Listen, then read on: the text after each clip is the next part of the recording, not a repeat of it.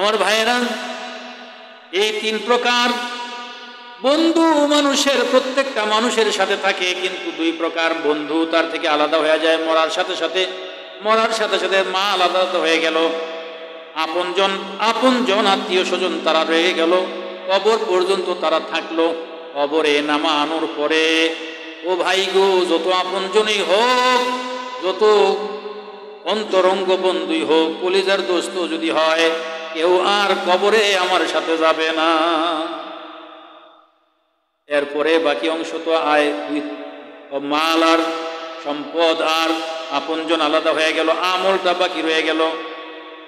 এই জন্য ভাই নবীজি বলেন, আমার উম্মত এই তিন প্রকার বন্ধুর মধ্যে সবচেয়ে ঘনিষ্ঠ বন্ধু, আপন বন্ধু, সবচেয়ে অন্তরঙ্গ বন্ধু কোন বন্ধুটা? আমলটা। কিন্তু আফসোস, যেটা সবচাইতে বেশি আপন হওয়ার দরকার ছিল, এটা ছাগলের 3 নম্বর বাচ্চার মতো, সেটাকে আমরা বড় অবহেলার সাথে দেখতেছি। এটা সবচেয়ে বড় অবহেলিত অবস্থায় আছে। ভাই গো, ঠিক না কথাটা?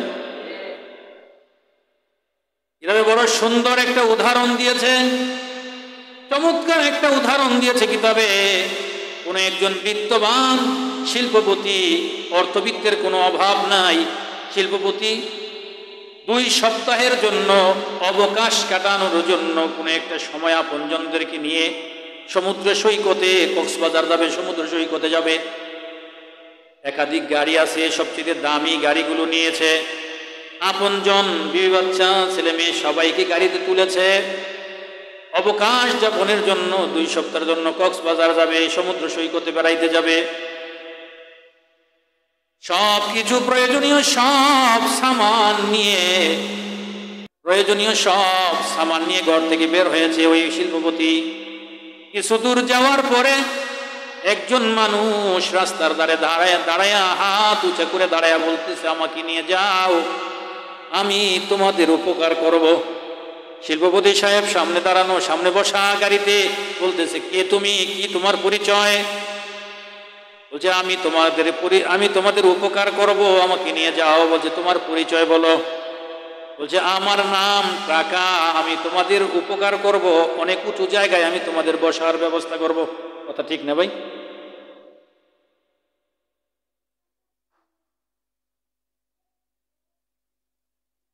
কিতাবে হযরত শেখ সাদি রহমতুল্লাহ লিখেছেন। আপনারা বিরক্ত হইতেছেন না তো? বিরক্ত হওয়ার আগে আমার একটু সিগন্যাল দিয়ে। হযরত শেখ সাদি রহমতুল্লাহ বলেছেন, রূহ খাজানায়ে খুসরু কুশাদান লুহ ইয়াফতান দরআ 5 সতর নবিশতা বুদান हर के माल नदारत आबरू नदारत हर के जन नदारत आरायश तन नदारत हर के फरजंद नदारत चश्माए बीनी नदारत हर के बरादर नदारत कुव्वत बाजू नदारत हर के इचार नदारत गम हम नदारत।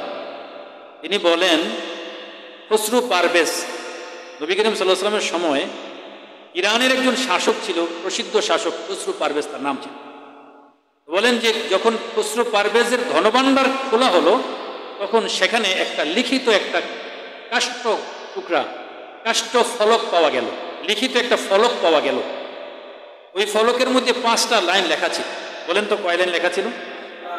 আর কে মালে নেদারাত আবরু নেদারাত, যার সম্পদ নাই, দুনিয়ায় তার কোনো দাম নাই। ঠিক নি কথাটা? লেহা নাই, ভরা নাই, লেহা ভরা কিচ্ছু নাই। নিজের নাম লিখতে গেলে বেটার কলম ভাঙা যাওয়ার উপক্রম হয়, কিন্তু বেটার টেহা পয়সা আছে। এমাত্র শেষ জায়গা তো, মাত্র শেষ জায়গা তো, ঠিক না ভাই? মসজিদের মধ্যে ওনার আওয়াজই সবচেয়ে বড়। আর কেউ যদি প্রতিবাদ করে, বড় কথা কস, কয়টা দিছস মসজিদ? মসজিদ কয়টা টেহা দিছস? ইহা তো ওই সাহেবই দিছে, বুঝলেন না কথাটা? কেন সবাই তার কথাই শোনে। এই কথা ঠিক? আর কে মাল নেদারাত আবরু নেদারাত, দুনিয়ার অবস্থা হইল যার মাল নাই তার দাম নেই। আর কে জন নেদারাত আর আয়েসে তন নেদারাত, যার ঘরে স্ত্রী নাই তার দৈহিক শান্তি নেই। কথা কি ঠিক? যার ঘরে স্ত্রী নাই তার দৈহিক শান্তি নাই। আর কে বেরাদার নেদারাত কুওয়াতে বাজু নেদারাত, যার ভাই বেড়াদার নাই তার বাহুতে বল নাই। কথা বলেন ঠিক? একজন ভাই একের দুর্বল, যে কথা কইতে পারে হেও কয়, যে কথা কইতে পারেন হেও। আর যদি 27টা ভাই থাকে, আপনি যদি অন্যায়ও করেন, হ্যাঁ এই রয়েছে এবারে, এই কোন বাড়ির রে? মিয়া বাড়ির হলাম। আর ভাইয়ের নাম কি? আব্দুল জব্বার। ও ও জব্বার চাচার ফোলা তুমি? হ্যাঁ একে ঠান্ডা হয়ে আছে।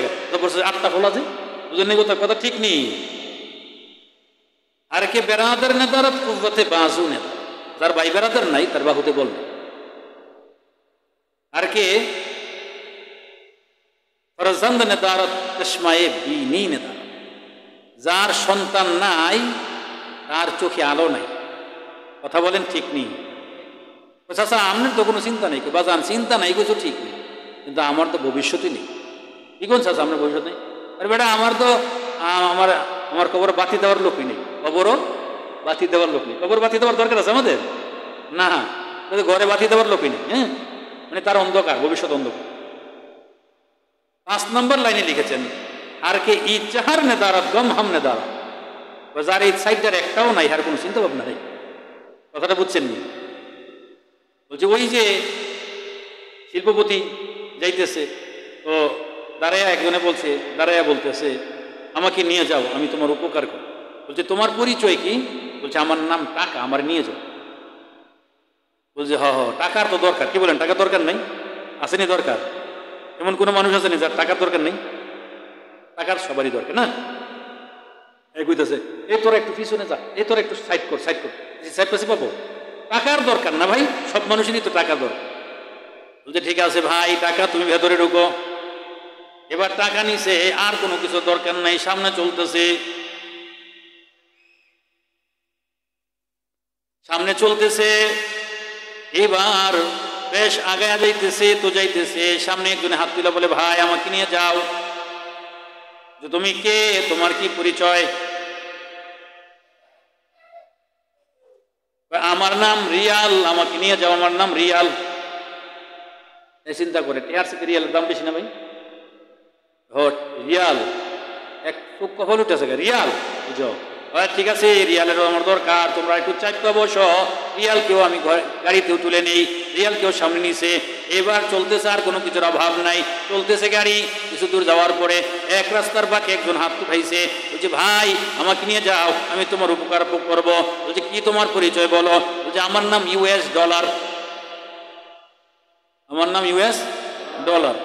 এই চিন্তা করে কয় কি US ডলার? বুঝে তোরা পিছনে যা, পিছনে যা, একটা সাইডে যা, বক্সের মধ্যে গিয়ে ডুব তোরা। US ডলার তো দাম বেশি না? US ডলারেও নিছে। সামনে যাইতেছে ভাই, এবার একজনে হাত উঠাইছে, বলে কে ভাই? ভাই আমাকে নিয়ে যাও, আমি তোমার উপকার করব, আমার দরকার হবে তোমার। কি তোমার পরিচয়? আরে আমার নাম ইউরো। ইউরোর তো দাম এর চেয়েও বেশি, যে তারেও নেওয়া দরকার। ঠিক আছে ভাই, তারেও নিলাম। সামনে আগাইছে, আগাইতে আগাইতে সামনে যাইতেছে, একজন হাত উঠাইছে, বলছে এ শিল্পপতি আমারে নিয়ে যাও, আমার তোমার দরকার হবে। বলছে কি তোমার পরিচয়? আমার নাম পাউন্ড। এবার কপালে চোখ উঠতে গেছে, চোখ উঠছে কপালে, পাউন্ডের দাম আরো বেশি। বলে যে হ্যাঁ ঠিক আছে তোমারও দরকার।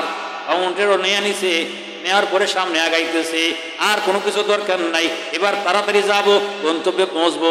এরপরে নিজেরা এরকম অট্টালিকা প্রবাহে আনন্দে নিজেদের গা ভাসাইয়া দিব।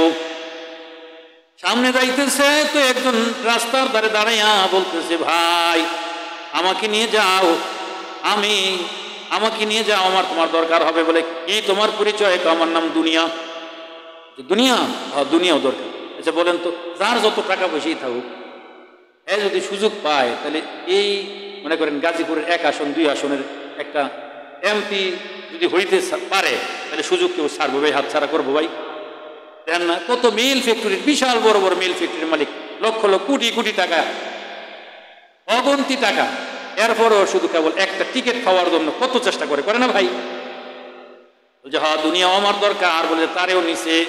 এবার আর কোনো কিছুর অভাব নাই, চলতেছে গাড়ি। সামনে আগাইতেছে, এবার একজন দাঁড়াইছে, হাত উঠাইছে, বলছে ভাই আমার নিয়ে চলো, আমার দরকার হবে তোমার, আমি তোমার লম্বা সময় পর্যন্ত তোমার উপকার করব ভাই।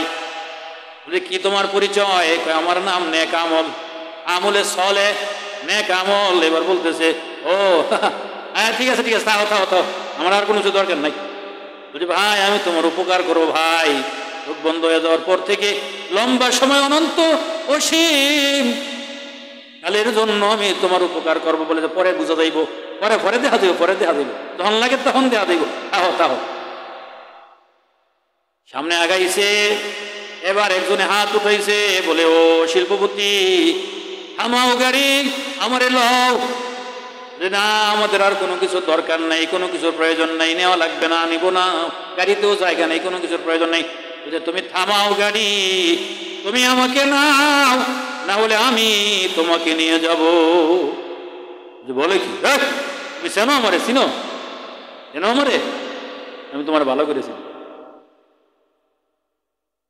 আউয়ালুকা নুতফাতুন কিজরা ওয়া আখিরুকা জিফাতুন ইজরা ওয়া মান বাইনাহা তাহমিলুল ইজরা। ভালো করে চিনি। আরে তোমারে চিনবো না কেন? তোমার নারী নক্ষত্র সবই আমি চিনি। তুমি ছিলে প্রথমে এক ফোঁটা নাপাক পানি, না ভাই তাই না? শেষেও একটা পচা দুর্গন্ধযুক্ত একটা লাশে পরিণত হবে, আর এর দুইয়ের মাঝখানে কিছু মলমূত্র বহন করার একটা বাহন। কথা ঠিক নেই? এবার বলতেছে দাঁড়াও, হয়তো তুমি আমার নাও, না হলে আমি তোমার নিয়ে যাবো। বলছি কে তুমি? তোমার এত সাহস দেখতেছি। বলছে হ্যাঁ। এবার শোনো আমি কি? আনা মালাকুল মাউত, আমি হলাম মৃত্যুর দূত, মৃত্যুর ফেরেশতা আজরাইল। বলছে ভাই ভাই ভাই ভাই ভাই আমার একটু সময়। বলছে আর কোনো সময় হবে না, আর এক মুহূর্ত সময় হবে না। তবে বলো নেক আমল কিছু আনছনি? এবার বলতেছে বেশি দূরে না, বেশি দূরে না, এই যে পিছনে, মাত্র পিছনের স্টেশনে কেবল রাইকে আসলাম, মাত্র পিছনের স্টেশনে রাইকে আসছি। ভাই আজরাইল আর একটা মুহূর্ত, কয়েকটা মিনিট সময় দাও ভাই, মাত্র অল্প কয়েক মিনিট লাগবে, আমি আমার নেক আমলটা নিয়ে আসি। ভাই গো আর সময় দেওয়া হবে না ভাই। জন্য ভাই বড় আফসোস, জি বন্ধুটারে খুব আপন বানানো দরকার ছিল, নেক আমলটারে আপন বানানো দরকার ছিল। নেক আমলটারে আমরা বড় অবহেলা করে পিছনে ফেলাই রাখছি ভাই। আমি আমার টাকা পয়সা গাড়ি বাড়ি সব কিছুই নিয়েছি ভাই, দুনিয়ার সব কিছু নিয়েছি, কিন্তু যেটা সবচেয়ে বেশি দরকার সেটাকে আমি অবহেলা করে পিছনে রেখে দিয়েছি। আগা আপনি মৌসে উই বশর নেহি সামা সো বরস কি হ্যায় পল কি খবর নেহি। আফসোস, আমি দুনিয়াতে বাঁচার জন্য, শত বছর বাঁচার জন্য যে পরিমাণ সামান দরকার আমার ঘরে সেই পরিমাণ সামান জোগাড় করা আছে, কিন্তু এরপরেও আমি আরো চাই আরো চাই আরো চাই করতেছি। কিন্তু এর পরের মুহূর্তে, এই মিনিটের পরের মিনিটে কি হবে সেটা আমার জানা নাই। আছে ভাই জানা? কারো জানা আছে ভাই গো? এই জন্য আমাদের সবাইকে কবরে চলে যেতে হবে। কোন দিন কোন মুহূর্তে কোন ঘড়িতে আমার হায়াতের জিন্দিগি শেষ হয়ে যাবে আমাদের কারোরই জানা নেই। জন্য ভাই আসুন আমরা এই অল্প সময়ের কথায় আমরা একটা জিনিস মহান আল্লাহ তাআলার কাছ থেকে মঞ্জুর করায় নেই, আল্লাহ তাআলার কাছে ওয়াদাবদ্ধ হই। ভাই নেকের কাজ ছোট হলেও ছাড়বো না। বলেন নেকের কাজ ছোট হলেও, নেকের কাজ ছোট হলেও, পাপের কাজ ছোট হলেও করব না। বলেন পাপের কাজ ছোট হলেও, পাপের কাজ ছোট হলেও, আর নেকের কাজ ছোট হলেও। আর ভাইয়েরা আল্লাহ আমাদেরকে সবাইকে তৌফিক দান করুন। আমার ভাইয়েরা যে কোনো সময় তো কবরে চলে যাওয়া লাগবে। কবরে যাওয়ার পরে আমাদের দুনিয়াতে এমন কিছু করে যাওয়া চাই যাতে করে আমার মৃত্যুর পরে আমার কবরে থেকে থেকে আমি অনন্তকাল পর্যন্ত সওয়াব পেতে পারি। এমন কিছু করে যাওয়া চাই না ভাই? এমন কিছু করে যাওয়া।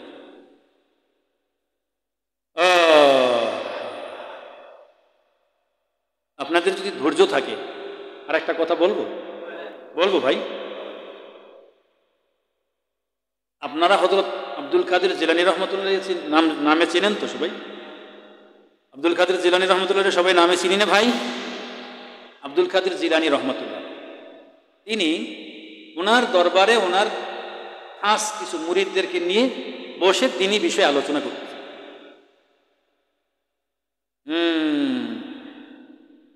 এর মধ্যে একজন লোক আসলো, সালাম দিয়ে হযরত আব্দুল কাদের জিলানী রহমতুল্লাহর কাছে গিয়ে মুসাফা করলো। আব্দুল কাদের জিলানী রহমতুল্লাহর সাথে মুসাফা করে বলতেছে, হযরত একটা কথা বলার জন্য আসছিলাম, বলেন আপনি কি বলবেন ভাই? যে হযরত আগামী সোমবার দিন দুপুরবেলা আমার বাড়িতে আপনাকে একটু নিমন্ত্রণ করতে এসেছি, দাওয়াত করতে এসেছিলাম। হযরত আপনাকে 4টা ডাল ভাত খাওয়াবো বলে একটু বড় আশা করে এসেছিলাম, আপনি যদি দাওয়াত গ্রহণ করতেন। আব্দুল কাদের জিলানী রহমতুল্লাহ বলতেছেন, ভাই আমাকে দাওয়াত করবেন কেন? কি উদ্দেশ্য নিয়ে এসেছেন? কেন আমাকে দাওয়াত করতে এসেছেন ভাই? উদ্দেশ্য কি? আপনার উদ্দেশ্য কি বলেন? আমাকে খাওয়াবেন কেন? লোকটা বলে, ইন্নামা নুতিমুকুম লিওয়াজহিল্লাহ লা নুরিদু মিনকুম জাযাআও ওয়ালা শুকুরা। ও আল্লাহর ওলি, অন্য কোনো উদ্দেশ্য নাই, একমাত্র আল্লাহকে রাজি খুশি করার জন্য আপনাকে 4টা ডাল ভাত খাওয়াবার নিয়ত করেছি। কারণ রাসূল করিম সাল্লাল্লাহু আলাইহি ওয়াসাল্লাম বলেছেন, হাদিসে এসেছে, নবীজি বলেন, ওয়ালা তুসাহিবিল্লা মুমিনান ওয়ালা ইয়াকুল তুআমাকা ইল্লা তাকি। নবীজি বলেন, ওয়ালা তুসাহিবিল্লা মুমিনান, সত্যিকারের মুমিন ছাড়া কাউকে বন্ধু বানায়ও না। ওয়ালা ইয়াকুল তুআমাকা ইল্লা তাকি, এবং পরিপূর্ণ মুত্তাকি পরহেজগার মানুষকে যদি খাওয়াতে চাও, পরিপূর্ণ মুত্তাকি পরহেজগারকে খাওয়াও। হুজুর, আমার দৃষ্টিতে আপনার চাইতে মুত্তাকি পরহেজগার মানুষ আমার নজরে পড়ে না, এই জন্য চিন্তা করছি হুজুর, আমার ঘরে আপনাকে 4টা ডাল ভাত খাওয়াইলে আমি নিজে বড় তৃপ্ত হব, বড় খুশি হব, এই জন্য হুজুর আপনাকে দাওয়াত করতে এসেছি। বলে যে হযরত আব্দুল কাদের জিলানী রহমতুল্লাহ তিনি বা এই মানুষটাকে জিজ্ঞেস করতে গেলেন কেন? ভাই গো, এই জন্য জিজ্ঞেস করেছেন, রাসূল করিম সাল্লাল্লাহু আলাইহি ওয়াসাল্লাম হাদিস শরীফে ইরশাদ করেছেন, মান আকালা তাইয়িবান ওয়া আমিলা ফি সুন্নাতিন ওয়া আমিনাহুন নাস বাওয়াইকাহু দাখালাল জান্নাহ। নবীজি বলেন, শোনো, যে ব্যক্তির মান আকালা তাইয়িবান, যে ব্যক্তি হালাল এবং পবিত্র রিজিক আহার করবে, ওয়া আমিলা ফি সুন্নাতিন, সুন্নাত তরিকা অনুযায়ী আমল করবে, ওয়া আমিনান নাস বাওয়াইকাহু, এবং মানুষেরা তার অনিষ্ট থেকে নিরাপদে থাকবে। কয়টা কাজ? খাবার খেতে হবে হালাল এবং পবিত্র, আমল করতে হবে নবীর সুন্নত অনুযায়ী, আর কোনো মানুষ যেন আমার দ্বারা কষ্ট না পায়, এই 3টা কাজ যারা করবে, নবীজি বলেন, দাখালাল জান্নাহ, সে জান্নাতে প্রবেশ করবে। জন্য ভাই গো, কোনো কিছু খাওয়ার আগে অবশ্যই তাহাকিক করতে হবে, হালাল না হারাম, না যা আসে তাই খাওয়া লাগবে ভাই, বরং তাহাকিক করে যাচাই বাছাই কইরা হালাল হইলে খাবো, হারাম বা সন্দেহজনক জিনিস যদি হয় খাবো না। এজন্য তিনি যাচাই করার জন্য বললেন, ভাই কেন আসছেন দাওয়াত দিতে? হুজুর, আমি একমাত্র আল্লাহরে খুশি করার জন্য আসছি। আচ্ছা ঠিক আছে, আপনি করেন কি? এই তো হুজুর, আর কি করবো, একটু ব্যবসা আছে হালকা ছোটখাটো। কি পরিমাণ টাকা পয়সা? হুজুর 4000 টাকার মালিক আমি। 5000 টাকার মালিক? ঘর কয়টা? হুজুর ঘরে একটা। ছেলে মেয়ে কয়জন? হুজুর এক ছেলে। তাই? জি হুজুর। কবে যেন? হুজুর আগামী সোমবার দুপুরে। সোমবার দুপুরে। হুজুর ঠিক আছে, ঠিক আছে, ইনশাল্লাহ জান, আমি দাওয়াত কবুল করলাম, ইনশাল্লাহ আগামী সোমবার আমি যথাসময়ে আপনার বাড়িতে পৌঁছবো ইনশাল্লাহ। লোকটা সালাম দিয়ে চলে গেল, বের হয়ে গেল। বের হয়ে যেতেই এবার দরবারের লোকেরা বলতেছে, হুজুর আপনি যে দাওয়াতটা কবুল করলেন, এই লোকেরা 3টা প্রশ্ন করলেন, প্রশ্নের যেই উত্তরগুলো দিল 3টা উত্তরই সে ব্যাঠিক দিল, ভুল দিল, মিথ্যা দিল।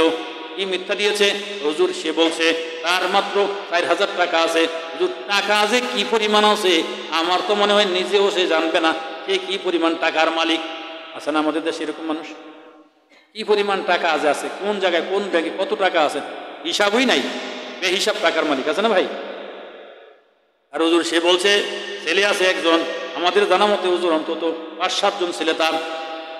মেয়ের কথা বুঝতাম না হুজুর, 5-7টা ছেলে। আর হুজুর সে কইছে ঘর বলে একটা, আমাদের জানা মতে তো একাধিক ঘর আছে তার। হুজুর আপনি দাওয়াত কবুল করলেন, বলছে ঠিক আছে, আমি যখন দাওয়াত কবুল করেছি, আল কারীম ইযা ওয়াদা ওয়াফা, ভদ্রলোক যদি কোনো ব্যাপারে ওয়াদা করে তা সে ব্যক্তি সেই ওয়াদা অবশ্যই রাখে। ভদ্রলোকেরা ওয়াদা করলে ওয়াদা পূরণ করে। ঠিক আছে, আমি সোমবার দিন যথা সময়ে সাহেবে দাওয়াতের বাড়িতে যাব। আমি আবার যাচাই করব, যদি কথাগুলো ভুল প্রমাণিত হয় তাহলে যাব ঠিক, কিন্তু তার বাড়িতে কোনো কিছু না খেয়ে আমি ফিরত চলে আসব। সোমবার দিন আসলো, যথা সময়ে হযরত আব্দুল কাদের জিলানী রাহমাতুল্লাহ আলাইহি ওই সাহেবে দাওয়াতের বাড়িতে গিয়ে পৌঁছলেন। বাড়ির কাছাকাছি ঘাটে যখন গেলেন, সুন্দর একটা তরুণ যুবক ছেলে একটা আসলো, কিশোর বয়সে একটা ছেলে আসলো, সালাম দিয়ে মুসাফা করলো। হযরত দেখলেন চেহারার সাথে ওই সাহেবের দাওয়াতের চেহারার সাথে মিল আছে কিছুটা। বলেন, বাবা তোমার কি নাম? বলছে, হুজুর আমার নাম আব্দুল্লাহ। আমার বাবার নাম কি? বলে, হুজুর আমার বাবার নাম হলো আহমদ। বাবার নাম আহমদ, আমার নাম আব্দুল্লাহ। বলছে, বাবা তাহলে আজকে যিনি দাওয়াত দিয়েছেন আমাকে, তুমি কি তার ছেলে নাকি? ছেলেটা বলে, জি হুজুর, সঠিক অনুমান আপনার আন্দাজ যথার্থ। আপনাকে যিনি দাওয়াত দিয়েছেন, যার ঘরে আপনার আজকে দাওয়াত, আমি তার ছেলে। এবার হযরত বলেন, বাবারে তোমরা কয় ভাই? হুজুর আল্লাহর রহমতে 8 ভাই। যাগুলো লাগলো না, আর রেখে বেরাদার না দারাত কুওয়াতে বাজু না দারাত, যার ভাই বেরাদার নাই তার বাহুতে বল নাই। এর মাশাআল্লাহ 8 ভাই। হযরতের চেহারায় ভাঁজ পড়ে গেল, চিন্তার রেখা ফুটে উঠলো, পুরো কুঞ্চিত হলো। ও বড় বাবা বলবো এক ছেলে বলতেছে 8 ভাই। যে বাবারে আমাদের ঘর কয়টা? তো হুজুর আসেন, বাড়িতে আসছেনই তো, এই তো বাড়িতে এসে বলছেন। বাড়িতে গেলেই তো হুজুর দেখবেন আমাদের বাড়ি একাধিক জায়গায় বাড়ি আছে না ভাই? হেনে বাড়ি, জয়দেবপুর বাড়ি, এনে বাড়ি আছে না, অনেকের বাড়ি বিভিন্ন জায়গায় বাড়ি আছে হুজুর। এইখানেও তো বাড়ি আছে, এই বাড়ি তো আমাদের একাধিক ঘর আছে। কিছু ঘর, যে ঘরগুলো আমরা ভাড়াতে দিয়েছি, কিছু ঘরে আমাদের ওই যে আত্মীয় স্বজনরা থাকে, আবার কিছু ঘরে আমাদের কাজের লোকেরা থাকে, কিছু ঘরে আমরা থাকি। বলে ব্যাপার ওলাই কইল অনেক ঘর বাড়ি একাধিক জায়গায়, আর বাপ কইল কি? তাহলে ফ্যাস লাগছে নি ভাই? বাবা তোমার বাপের টাকা পয়সা কি পরিমাণ আছে কওছেন? হুজুর আমি তো ছোট মানুষ, আমি তো আমার বাপের টাকা পয়সার হিসাব বলতে পারবো, দূরের কথা আমার আব্বা নিজেও কইতে পারবো না আমার আব্বার যে কি পরিমাণ টাকা আছে। ভাই সব জায়গায় পেঁচ লাগছে নি? লাগছে পেঁচ? এবার হযরত বড় চিন্তায় পড়ে গেলেন, বাড়িতে গেলেন, উঠানে গিয়ে দাঁড়ায় আছেন। ওই লোকটা ঘর থেকে দৌড়ে আসলো, বের হয়ে আসলো, আসসালামু আলাইকুম। হযরত আসেন, দাঁড়ানো কেন, ঘরে আসেন, হযরত তাশরিফ রাখেন। এবার হযরত বলতেছেন, ভাই আমি আবার নতুন করে তোমার সাথে কথা বলতে চাই। যে হুজুর কি বলবেন, কি কথা বলার আছে বলেন। যে তুমি আমাকে ওই দিন বলছিলা তোমার একটা ছেলে, বলছিলা তোমার মাত্র 4000 টাকা, বলছিলা মাত্র একটা ঘর। ঘুমাই গেছেন নি আপনারা? ঘুমাই গেছেন গা? এখন তো আমি জানতে পারলাম তোমার এক ছেলে না 8 ছেলে। তোমার ঘর একটা না একাধিক জায়গায় তোমার বাড়ি আছে, একাধিক ঘর আছে। শুনলাম তোমার টাকার পরিমাণ কি পরিমাণ তুমি নিজেও জানবে না, এই পরিমাণ টাকার মালিক তুমি। এবার বলো ভাই আমার সাথে তুমি মিথ্যা কথা কেন বলছো? এবার ওই সাহেবে দাওয়াত আহমদ সাহেব বলতেছে, হযরত মেহেরবানি করে আমার কসুর, আমার অপরাধ হলে মাফ করবেন। হযরত আমি তো কোনো আলেম না, কিন্তু আমি আলেম ওলামাদের সাথে চলি। ভাই চলতে হবে কাদের সাথে? আলেম ওলামাদের সাথে চলতে হবে না ভাই? আল্লাহ নবীজি বলছেন, কোন আলিমান, আলেম হয়ে যাও, বাঁচতে চাই আলেম আও মুতাআল্লিমান, আলেম হইতে পারো নাই তো আলেমের ছাত্র হও। আও মুহিব্বান, এটাও পারো নাই তো আলেমদেরকে ভালোবাসো। আও মুস্তামিআন, এটাও পুরোপুরি না পারলে আলেমরা কি বলে এটা মনোযোগ দিয়ে শোনো আর আমল করো। ওয়ালা তাকুন খামিসান ফাতুহলিক, খবরদার আমার উম্মত 5ম নাম্বার হইও না, তাহলে তোমার ধ্বংস অনিবার্য।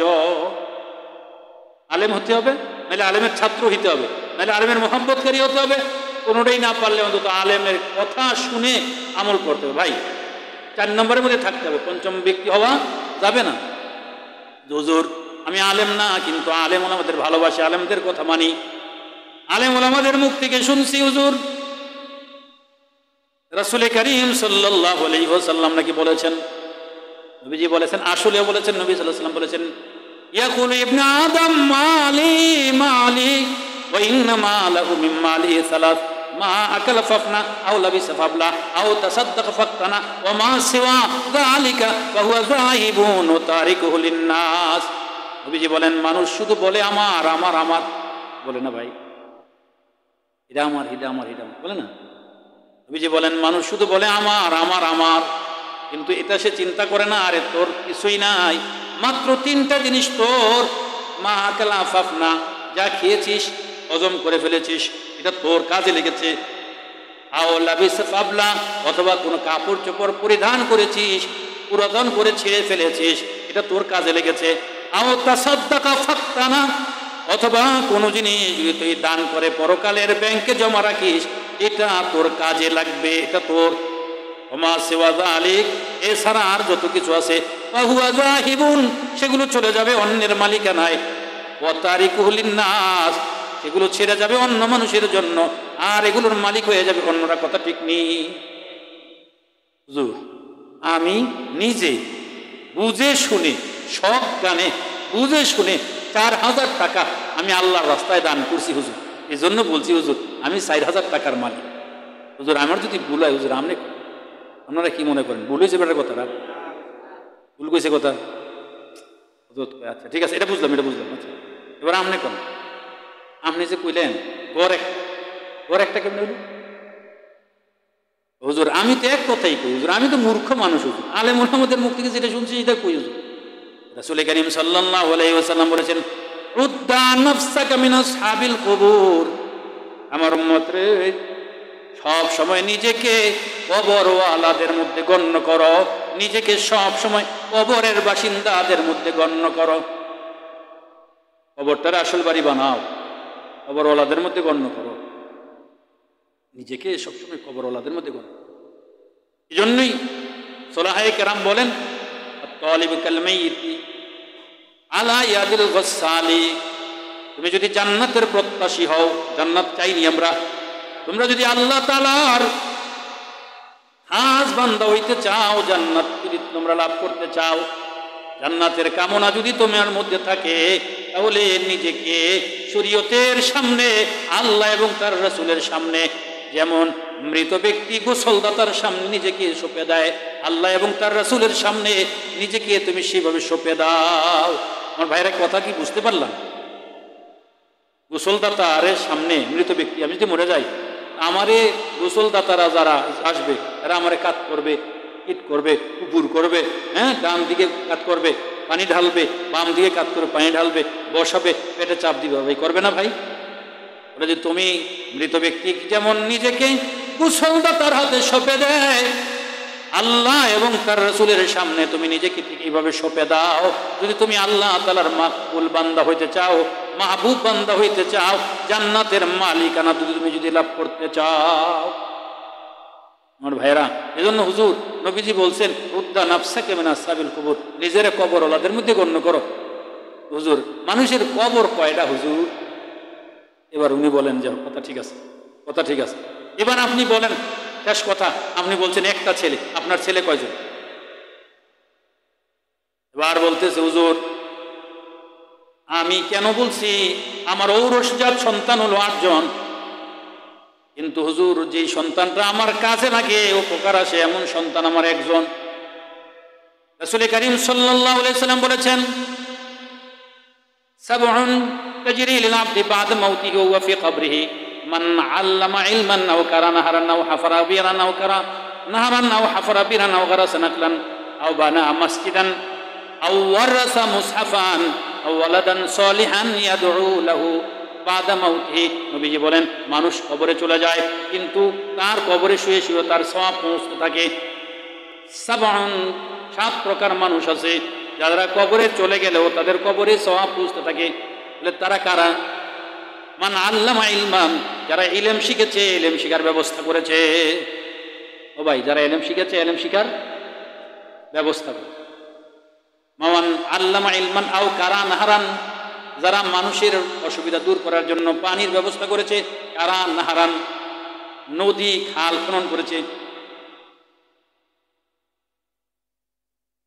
মান আল্লামা ইলমান আও কারা নাহারান আও হাফারা বীরান, যারা কূপ খনন করেছে।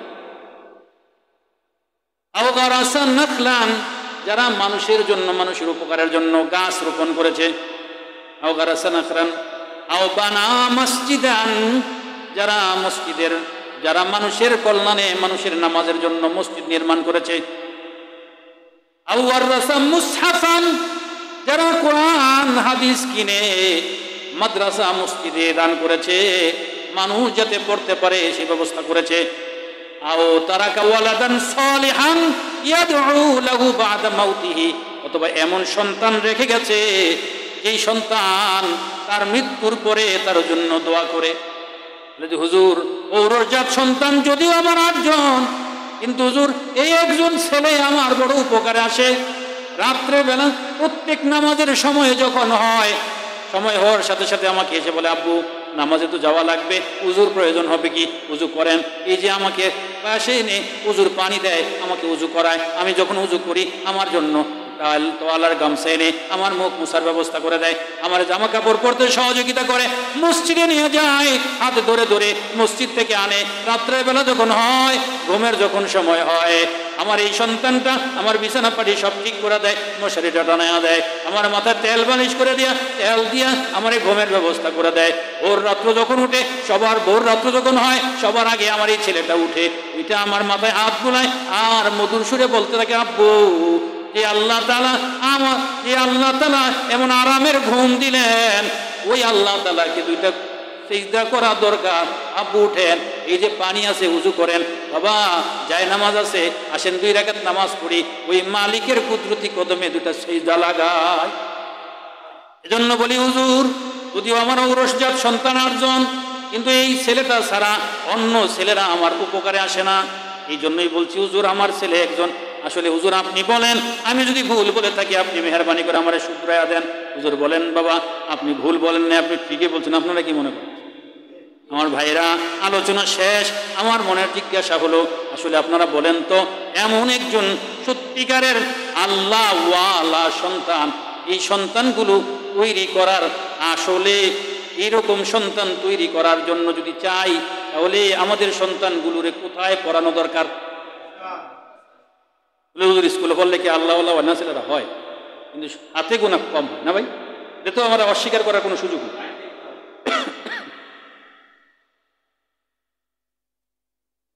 মাদ্রাসায় ছোট ছোট বাচ্চাদেরকে একদম 5 ওয়াক্ত নামাজ তাকবীরে উলার সাথে পড়ার জন্য বাধ্য করে, পড়তে হয় তাদের, ছোটকাল থেকে অভ্যস্ত। এবং বাবা মায়েরাও এমন যে ওই যে যেটা কলেজে পড়ে, ভার্সিটিতে পড়ে, এর নামাজ না পড়লেও এটা বেশি কিছু না, এই তুই নামাজে যাস না, নামাজ দা, তুই নামাজে সাথ পড়াস, নামাজ দা। আরে বাবা মাও বুঝছে এটা মাথা হাত পড়ে নামাজ এটা। তাহলে ভাই এরকম সন্তান তৈরি করার জন্য আমাদের সন্তানগুলোর কোথায় পড়ানো চাই? মাদ্রাসা। আমার ভাইয়েরা আসুন, আমরা আমাদের সন্তানগুলো মাদ্রাসায় দিয়ে অন্তত প্রাথমিক শিক্ষাটা অন্তত মাদ্রাসায় তো দেওয়া চাই। মাদ্রাসায় অন্তত প্রাথমিক শিক্ষাটা হোক, এরপরে আপনি আপনার সন্তানকে ডাক্তার বানাবেন, ইঞ্জিনিয়ার বানাবেন, প্রফেসর বানাবেন, ব্যারিস্টার বানাবেন, যা বানানোর দরকার বানান, কিন্তু অন্তত প্রাথমিক শিক্ষাটা যেন আমার সন্তানগুলো, আমাদের সন্তানগুলো মাদ্রাসায় দিনী পরিবেশে যেন আমাদের সন্তানগুলো দিনী শিক্ষাটা যেন পায়। আল্লাহ তাআলা আমাদের সবাইকে আমাদের সন্তানদের প্রতি আমাদের যে কর্তব্য করণীয় সেটা পালন করার তৌফিক দান করেন। এই দায়িত্ব পালন না করলে আমার ভাইরা, আমাদের এই সন্তান আমাদের বুকের উপরে পাড়া দিয়ে জাহান্নামে যেতে হবে, তখন আমিও জাহান্নামে যাব, আমার সন্তানও যাবে জাহান্নামে।